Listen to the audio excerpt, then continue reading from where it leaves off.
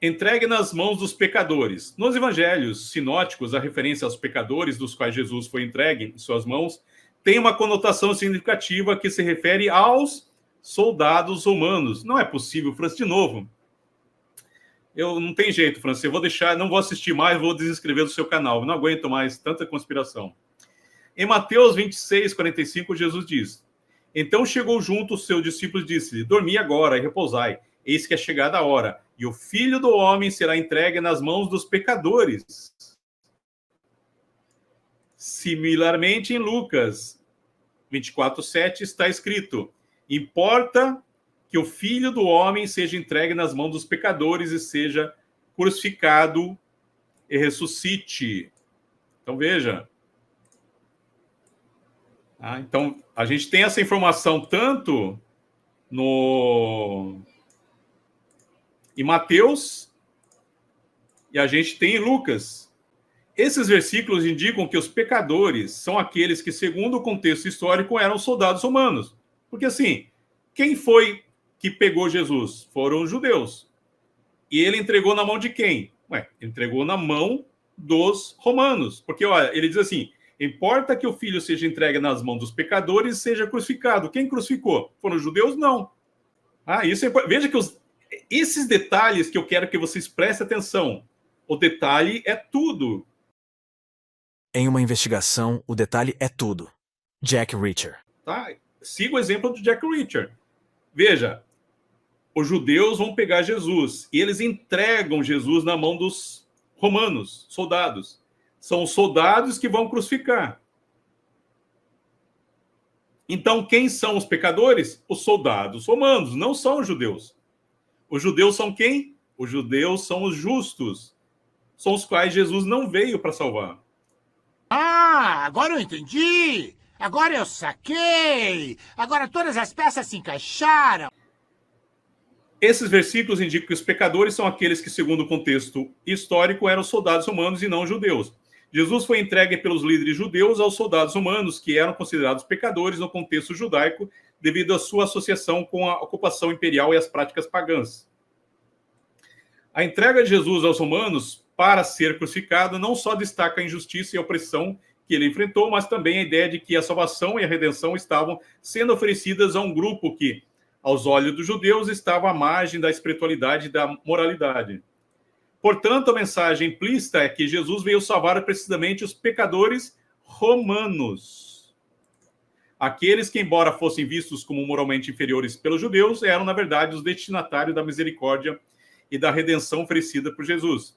A crucificação nas mãos dos romanos simboliza a transição da salvação da cultura judaica, alcançando a partir de agora aqueles que eram considerados pagãos e pecadores. Esses são os pecadores. De acordo com Jesus, Jesus foi entregue nas mãos dos pecadores para ser crucificado. Então, esses são os pecadores, os quais Jesus disse que vinha salvar. Hipólito de Roma usa a passagem de Lucas 23:34 para enfatizar que a crucificação de Jesus, embora conduzida por mãos humanas, serviu como um ato de inclusão e perdão divino para os gentios. A oração de Jesus pedindo perdão para os que não sabiam o que faziam reflete a misericórdia de Deus, se estendendo além das fronteiras de Israel, alcançando os gentios que até então eram vistos como alheios às promessas de Deus. Então, Hipólito de Roma, em tratado expositório contra os judeus, olha, não é contra os romanos, contra os judeus, capítulo 3. Hipólito diz assim: pois o zelo da tua casa, Pai, me devorou, e as acusações daqueles que censuraram caíram sobre mim, e daqueles que sacrificaram a ídolos. Portanto, os que estão à porta falam contra mim, porque me crucificaram sem a porta. E os que bebem cantaram contra mim, isto é, os que bebem vinho na festa da Páscoa. Mas quanto a mim, em minha oração a ti, ao Senhor, eu disse: Pai, perdoa. Ou seja, os gentios, porque é a hora de favor aos gentios. Ou seja, Hipólito de Roma está lendo Lucas, ele está dizendo: Pai, perdoa quem? Os romanos. Os gentios aqui são romanos. Porque quem foi que crucificou Jesus? Os romanos. Então, esses gentios não pode ser grego, não pode ser persa, não pode ser o caixa-prego, tá? O pessoal sempre me critica dizendo que tudo que eu falo aqui, tudo, qualquer coisa é Romanos. E eles dizem, não, mas gentios, França, é gentios é tudo. Ok. Mas quem foi que crucificou a merda? Tá? Quem foi que crucificou? Foram os persas, os gregos? Piribicando na Blatsai, Jetchessio Naciassácia Sussahaia. Publicanos e pecadores na mesma categoria dos equestres romanos. Então, quem são os equestres, Francis? São os publicanos. Nos evangelhos, publicanos e pecadores são frequentemente mencionados juntos, indicando que eram vistos como um grupo social marginalizado e desprezado. No contexto romano, os publicanos, cobradores de impostos, eram geralmente membros da classe equestre, uma classe social alta, mas que era vista com desconfiança e desprezo pelos judeus devido ao seu envolvimento com o governo imperial, a prática de extorsão. Essa análise sugere que tanto os publicanos como pecadores eram percebidos de maneira negativa, refletindo a tensão entre as autoridades romanas e a população judaica. Então, Mateus 5 diz, porque se amardes... Isso aqui é importante, pessoal. Porque se amardes os que vos amam, que recompensa tendes? Não fazem os publicanos também o mesmo?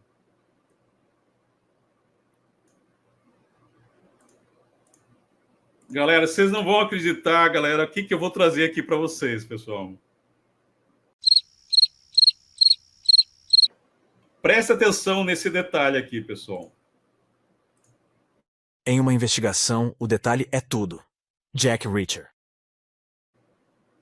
Presta atenção que eu vou trazer aqui para vocês. É exclusivo, dá trabalho para fazer, dá trabalho, exclusivo. Vamos lá. Então, veja, eu li para vocês aqui o quê? Eu li Mateus, ele diz assim, porque se amardes os que vos amam, que recompensa tendes? Não fazem os publicanos também o mesmo? Não fazem os publicanos também o mesmo. Se amardes os que vos amam, que recompensa tendes? Então, ele está falando aqui dos publicanos. Lucas 6:32 diz assim, se amais os que vos amam, qual é a recompensa? Porque até... Não é possível. Até os pecadores amam os que os amam. Se o fizerdes bem aos que vos fazem bem, qual é a recompensa? Até os pecadores fazem isso. Lucas 6:34 diz, e se emprestais àqueles de quem esperais receber, qual é a recompensa? Também os pecadores emprestam aos pecadores, para que recebam outro tanto. Ou seja, pessoal, olha que interessante. Os publicanos eram responsáveis pela coleta de impostos para o Império Romano.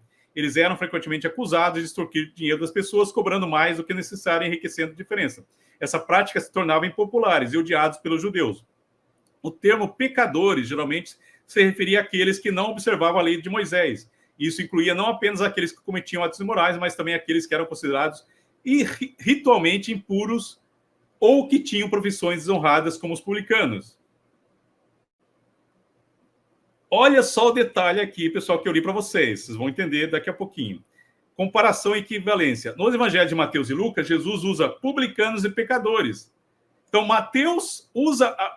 Os dois estão falando a mesma coisa. Só que um fala publicanos e outros pecadores. Ou seja, são os mesmos. Publicanos e pecadores são os mesmos. Para desafiar a superficialidade do amor praticado pelos líderes religiosos judeus.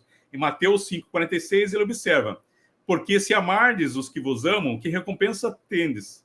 Não fazem os publicanos também o mesmo? Aqui Jesus destaca que, embora os publicanos que colaboram com a corrupção romana são vistos como corruptos, pratiquem um amor que apenas retribui o que recebem. Isso ainda é considerado um padrão baixo. Então, ou seja, o que Jesus está dizendo? Olha, você quer ser melhor? Você tem que ser melhor que os publicanos, porque os publicanos já fazem isso. Amar aqueles que amam ele está retribuindo. Você quer ser melhor? Você tem que ser melhor que um publicano romano. É isso que ele está dizendo. Em Lucas 6:32-3, a mensagem é direcionada ao comportamento dos pecadores. Se amais os que vos amam, qual é a vossa recompensa? Porque até os pecadores amam os que vos amam. Se fizerdes o bem aos que você fazem o bem, qual é a recompensa? Até os pecadores fazem isso. Ou seja, É a mesma frase de Mateus, só que ele troca publicanos por pecadores, ou seja, publicanos e pecadores são os mesmos. Então, se Jesus vem salvar os pecadores, Jesus vem salvar os publicanos. Se os publicanos são equestres romanos, Jesus vem salvar os romanos. Então, veja aqui, comparação aqui, ó. Mateus 5,6 e Lucas 5,46 e Lucas 6. Não fazem os publicanos também o mesmo? Porque até os pecadores amam os que os amam. Então, publicanos e pecadores são os mesmos. A mensagem subjacente é que, mesmo os grupos desprezados como publicanos e pecadores, que representam os romanos, e não os judeus observadores da lei, são capazes de um tipo de amor que é apenas um reflexo do interesse próprio. Jesus utiliza essa comparação para enfatizar que os líderes religiosos judeus, que se consideram justos e observantes das leis, devem superar essa limitada prática de amor, ou seja, tem que ser melhor. Você quer ser melhor? Você é líder do judeu? Você quer ser melhor? Então você tem que ser melhor do que os publicanos, que são os equestres de César. Eles são chamados a transcender o amor recíproco praticado pelos romanos e a cultivar um amor genuinamente altruísta e incondicional. Assim, Jesus desafia os judeus a alcançar um padrão de amor mais elevado, que vai além do que já é praticado pelos publicanos e pecadores, os romanos equestres. Game over. Ou seja, aqui ficou claro para vocês. Se na live anterior não tinha ficado claro, nesse vídeo fica claro. Os pecadores são os equestres de César. Jesus não veio salvar os judeus, Jesus veio para salvar os pecadores. Se os pecadores e os publicanos são os mesmos, logo Jesus vem salvar os romanos. Mas, Francis, não, isso é muito conspiração, Francis. Acaba com essa live logo aí, Francis.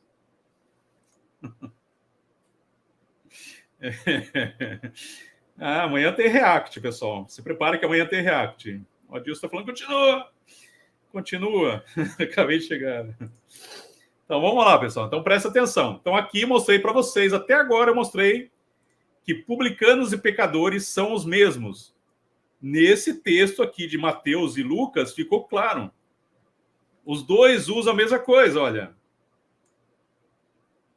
Ó o que diz aqui Mateus 5. Porque se amardes os que vos amam, que recompensa tendes? Não fazem também os publicanos o mesmo? E Lucas vai dizer, se amais os que vos amam, qual é a vossa recompensa? Porque até os pecadores amam aos que o amam. A mesma coisa. Então, pecadores e publicanos são os mesmos, pessoal. São os equestres de César. Publicanos e pecadores como equestres romanos. No contexto romano, os publicanos eram frequentemente membros da ordem equestre romana, envolvida em atividades vistas como corruptas e imorais pelos judeus. A ordem equestre era uma classe distinta e respeitada em Roma, mas os seus membros, quando atuavam como publicanos, eram desprezados pelos judeus por serem invasores estrangeiros e corruptos. Tertuliano, em sua obra, isso aqui já li para vocês no primeiro vídeo, mas eu trouxe novamente, porque é importante, na Modéstia, discute a identidade dos publicanos na Judeia, afirmando que eles eram pagãos e, portanto, romanos. Então, ele diz o seguinte aqui na Modéstia, capítulo 9.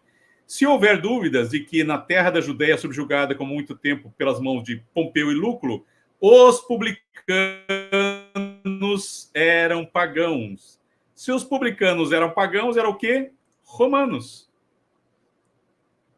Ele relaciona a identidade com as parábolas de Jesus, especialmente aquelas que tratam dos publicanos pecadores, como a parábola dos dois filhos, da dracma perdida e da ovelha perdida.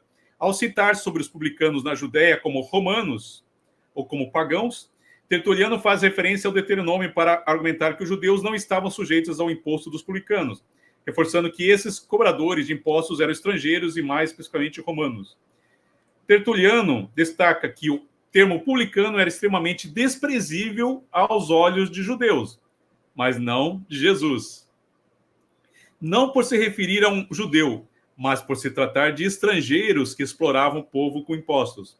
Ele argumenta que esse desprezo estava ligado ao fato que os publicanos eram vistos como aqueles que comercializavam a própria criação de Deus.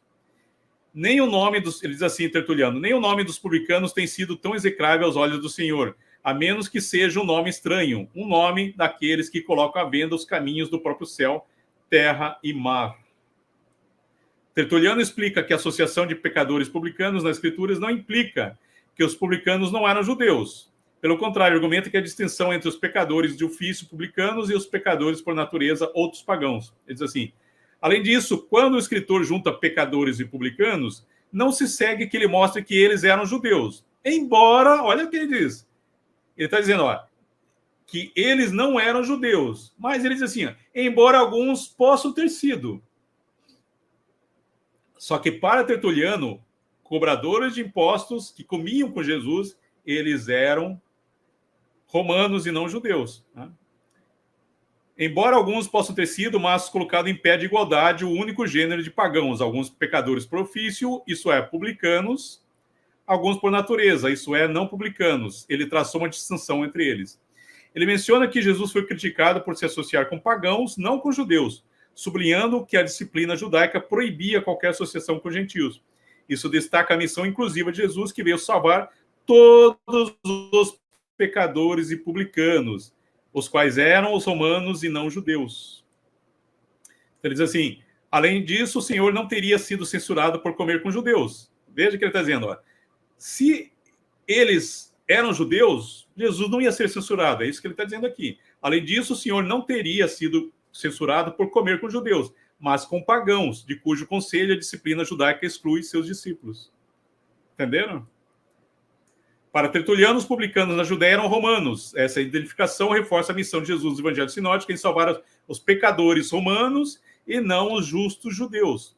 As parábolas de Jesus que mencionam publicanos e pecadores são vistas por Tertuliano como exemplos da inclusão dos gentios no plano da salvação de Deus, destacando a universalidade da mensagem de Jesus e sua rejeição pelas autoridades judaicas. Jesus veio salvar os gentios romanos e não os judeus. Então, Mateus, novamente, aquela frase.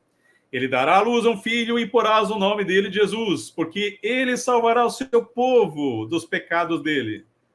Então, já falei para vocês aqui que se Jesus vem salvar os pecadores são os publicanos são romanos, logo, o povo de Jesus não pode ser judeu. Mas, Francis, da onde você está indo contra a academia, Francis? Não é possível, Francis. Eu não aguento mais isso. A ideia de que Jesus veio para salvar os romanos e não os judeus pode ser sustentada por várias passagens bíblicas e textos de autores cristãos antigos. A passagem de Marcos 4, 10, 11 revela uma mensagem reveladora. Jesus fala em parábolas não para facilitar a compreensão de suas lições, mas para esconder o significado daquele que estão de fora. Quem estão de fora? Os judeus. Quando os discípulos perguntam sobre o propósito das parábolas, Jesus responde o seguinte: a vós, vocês, meus discípulos. Ele se dirige para os discípulos.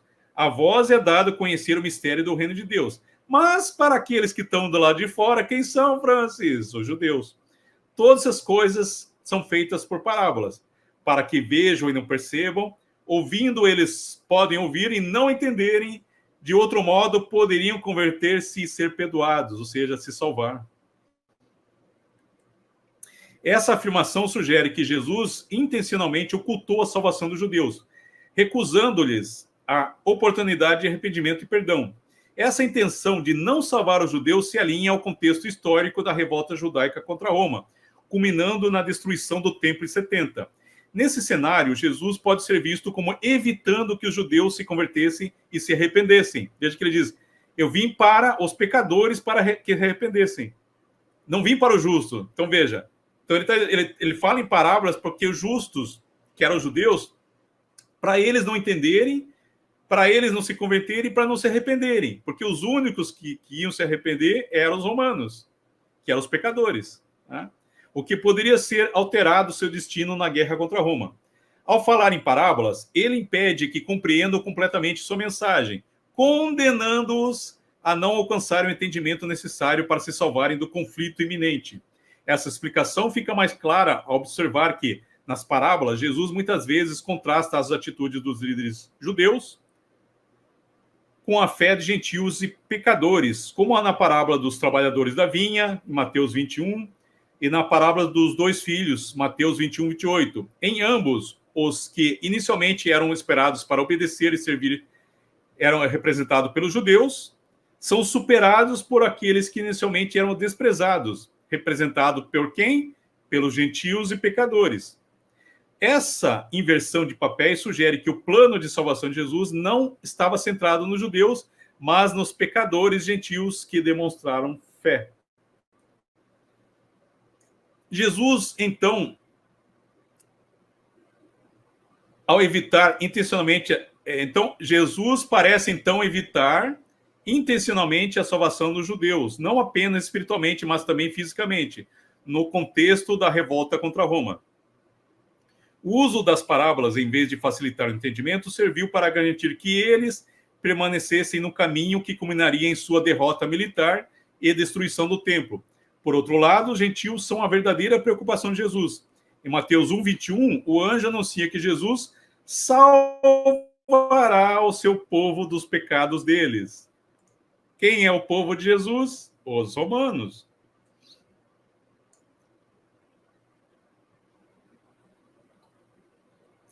Embora muitos entendam que seu povo se refere aos judeus, o contexto do censo romano, descrito no Evangelho de Lucas, sugere uma relação diferente. Em Lucas 2, 1, 20, o decreto de César Augusto obrigou José e Maria a se registrarem no censo romano, o que leva Jesus a nascer sob domínio romano, sendo escrito entre os cidadãos do império logo ao nascer. Isso pode ser interpretado como uma ligação entre Jesus e os romanos, que seria o novo povo, que ele salvaria. Paulo Orósio... pessoal, desculpa aí. Paulo Orósio, no século V, reforça essa visão a afirmar que Jesus foi incluído no censo romano, ganhando assim o direito de ser chamado cidadão romano. Ele argumenta que o próprio Criador foi submetido à censura, destacando Roma como uma cidade protegida e escolhida por Jesus. Orósio escreve o seguinte: naqueles dias, Cristo nasceu e seu nome foi incluído na lista do censo romano, imediatamente após seu nascimento. Este é o primeiro e mais famoso reconhecimento que designou César, antes de tudo, os homens e os romanos senhores do mundo, pois na lista do censo todos os homens foram incluídos individualmente, e nela o próprio Criador de todos desejava ser encontrado inscrito como um homem entre os homens. Ele quem, Francis? JC. Ele escolheu pertencer quando veio, garantindo assim que ele tinha o direito de ser chamado cidadão romano. Mas, Francis, Gugu Dadá, Jesus nem falava, Francis, ele fazia Gugu Dadá, ele queria ser romano, Francis. Para com isso, Francis, eu vou chamar o Tony aqui. Tá? Ele tinha o direito de ser chamado cidadão romano de acordo com a declaração feita na lista do censo romano. Quem está dizendo isso é o Paulo Orósio, meu amigo, não sou eu que estou dizendo isso. Tá? Não é a minha interpretação, é a interpretação do Paulo Orósio. Outro exemplo é a Farhat, um teólogo do século III, que também sugere que Jesus, ao ser inscrito no censo, se tornou parte do povo romano, para que pudesse salvar esse novo povo. Ele diz o seguinte: ele foi inscrito entre eles. Então, ele, Jesus, foi inscrito entre os romanos. E como ele foi inscrito pelo imposto de votação entre eles, os romanos, ele também os socorrerá. Ou seja, ele se tornou um cidadão romano, ele vai salvar quem? Os judeus não. Os romanos. É isso que o Farhat está dizendo. E seu estandarte abunda naquele lugar, e eles são vestidos com armadura e não serão encontrados em falta na guerra. Então, Paulo Orósio, Farhat e outros que eu já trouxe para vocês aqui, né, que eu não vou repetir, todos eles dizem que Jesus se tornou um cidadão romano. Então, tudo isso que eu li para vocês antes, aqui fica claro. Tá? Todos aqueles críticos da Multiversal Flaviana, aqueles que criticaram eu, fizeram várias lives aí, né? O Abrantes, o Tony, a Liga Ateísta. Não, aquele Francis é careca, ele é burro. Ele não sabe como cidadão romano, como que se tornar um cidadão romano, ele é burro, esquece. Esse cara é burro, corta ele. Olha, ele não sabe como se torna um cidadão romano, eu tenho que explicar para ele. Veja, aqui fica claro por que Jesus foi colocado ali no censo de Lucas. Veja, eu já expliquei para vocês que o censo de Lucas é fake, não tem aquilo ali. Não existe isso, não existe esse censo de Augusto nessa época. Mas o autor de Lucas está inventando isso porque ele quer que os romanos entendam que Jesus é romano. É por isso que ele colocou isso. E os autores cristãos, mesmo eles sabendo, mas França, eles não sabiam que isso é fake? Sim. Só que eles têm que seguir, né? Tem que seguir ali o roteiro. Se eles chegarem e falar, não, olha, Lucas aqui está errado, aqui esse censo não existe. Não, eles não podem falar isso. Eles têm que seguir o roteiro, mas eles entendem que o autor criou isso, ele inventou, que é para transformar Jesus no romano. Então, no censo de Lucas, Jesus se torna cidadão romano. Ele vem para salvar. Quando ele diz lá que ele foi chamado Jesus para salvar o seu povo é os romanos. E os romanos quais? Os romanos flavianos. Seja bem-vindo à Multiversal Flaviana.